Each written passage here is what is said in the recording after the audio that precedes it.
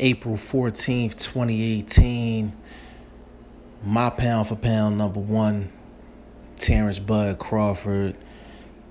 First fight at 147 pounds, welterweight division. It's going to be going after a title against the often imitated, never duplicated Jeff Horn. Now, this fight is going down Madison Square Garden, New York City, possibly on pay-per-view, possibly Manny Pacquiao being a co-main event.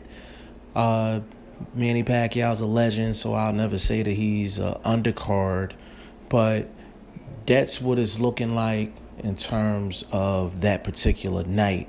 Now, a lot of people sing the praises of Terrence Bud Crawford, including myself, and it's well-deserved.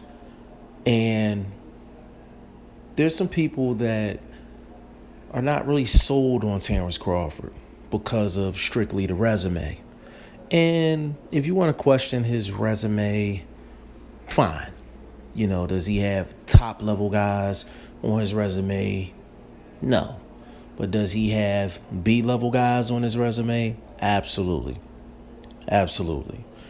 Now, his opponent, Jeff Horn, had the victory over the great Manny Pacquiao. A lot of people thought that he lost that fight.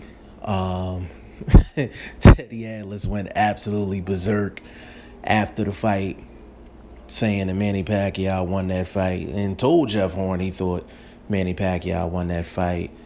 And Jeff Horn comes back, beats Gary Corcoran, and now he's going up against Terrence Bud Crawford. Now, there's a lot of mixed opinions about Jeff Horn as a fighter. There's some people that really like Jeff Horn as a fighter. There's some people that think he's just been lucky because of what happened with Manny Pacquiao, and for the people that think that Manny Pacquiao got robbed, they think very little of Jeff Horn. So, really the question is, Jeff Horn, is he being a little underestimated?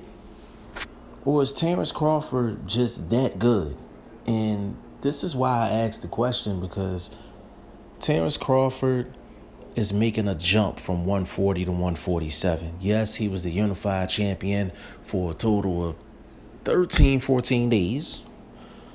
And the guys that he beat to become undisputed aren't the household names or the big names, but he did accomplish something that has not been accomplished since Jermaine Taylor and Bernard Hopkins back in 2006 and 2007. Now, you have to respect the weight classes. You see a lot of fighters going up to weight classes for a payday, or quote-unquote chasing greatness, or daring to be great. You have to respect the divisions. There are divisions for a reason. So the thing that people don't talk about is how Terrence Crawford is going to handle the jump from junior welterweight to the welterweight division. People are automatically assuming that Terrence Crawford is going to adapt and adjust just fine. But going from 140 to 147, it's a big jump. It's a big jump. You have to factor in, is the quickness going to be there? Is the power going to be there? You know, because if you don't have power, enough power to keep a guy off of you, that changes absolutely everything in a fight if you don't have enough other skills to combat that. Now, Terrence Crawford got a lot of good things going for him just as a fighter, period. You know, when you break down Terrence Crawford, he has deficiencies just like any other fighter has deficiencies. And the one thing that people don't talk about is how Terrence Crawford is going to deal with a natural welterweight in Jeff Horn. Jeff Horn is a good fighter. Jeff Horn is a good fighter, regardless of whether you think he beat Manny Pacquiao or not. Jeff Horn was supposed to have been done in that ninth round. I mean, Manny Pacquiao, pillar to post. Like he was getting it. He was giving it to him. He was putting it on him. And he survived. Like he survived and he came back. Like that was a fight. Like Manny Pacquiao didn't go to the club after that fight against Jeff Horn. Like Manny Pacquiao looked like he was in a street fight. But Jeff Horn presented a certain level of problems for Manny Pacquiao, and whether you think Manny Pacquiao was over the hill or not, he gave Manny Pacquiao problems. He came and he beat Gary Corcoran. And you run the game tapes on Jeff Horn, and he's a good fighter. He's a good fighter. But I don't really hear anybody saying that he really has a chance to even make it competitive. 8, 9 out of 10 people think Terrence Crawford's going to win the fight, but you don't even hear people saying that Jeff Horn is going to be competitive in this fight. And Terrence Crawford has had enough fights, even though he's 32-0, he's had enough fights to where he's made it interesting.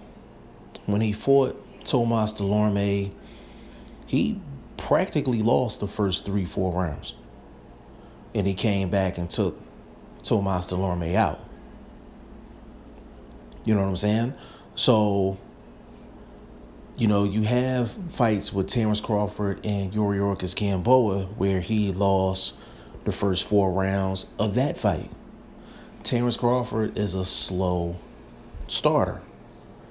He's had fights where he's made it interesting early, and then he has the ability to turn up and get his guy out of there. So Terrence Crawford leaves opportunities for his opponents to kind of shine early, but it just goes to show how good of a fighter he is, because he has that second gear and he can turn it up when he needs to turn it up. But y'all let me know what y'all think in the comment section.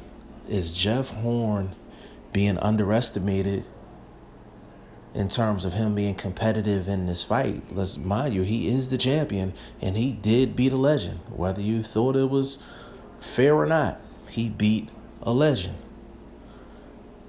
Is Jeff Horn being underestimated, or is Terrence Crawford just that damn good to where he's going to jump from 140 to 147, go up against a natural welterweight? His first fight is against a gritty, grimy champion, and he's just going to breeze right through because he's that damn good. Y'all let me know what y'all think in the comment section. G5 Jeff TV. Hit the subscribe button, hit the like button. Please share this video. Support your boy. Support good content at all times. Appreciate y'all. Peace.